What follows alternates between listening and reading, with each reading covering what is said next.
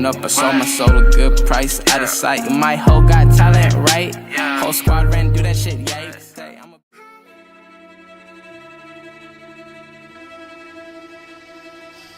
Facebook has a very, very big and bold mission, which is to make the world more open and connected, primarily focused on regions where there just isn't internet connectivity.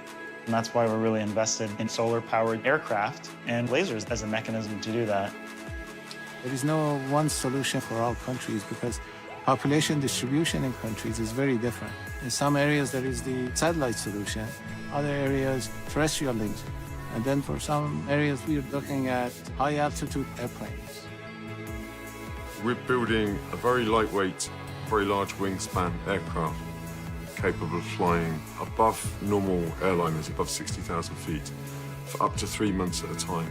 I don't think anybody's flown anything for greater than 14 days under power. We knew from the initial calculations it needed to be a very lightweight but very stiff design. This is 88-gram T700 carbon fiber. It's been cured. That's about 3 times as strong as steel and lighter than aluminium. And it's also quite lifty, so when you walk across a windy car park with it, it does try to fly at your hands.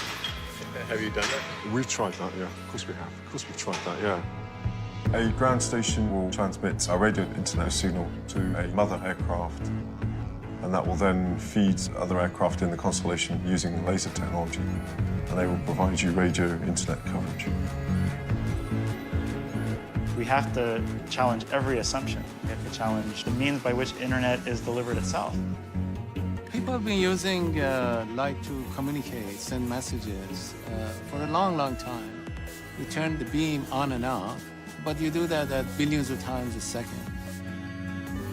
And at Facebook, we are working on advancing the state-of-the-art by at least a factor of 10 to 100. It poses challenges. We try to hit a dime from a couple miles away. So that's how accurate we need to point the beam to the target. In the 11-meter space we have here in the lab, we're simulating 40-kilometer propagation in the atmosphere.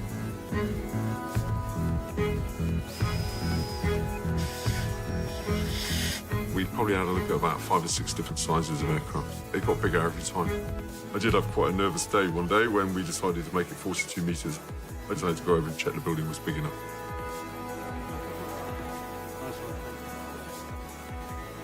When you bring a road to a rural area,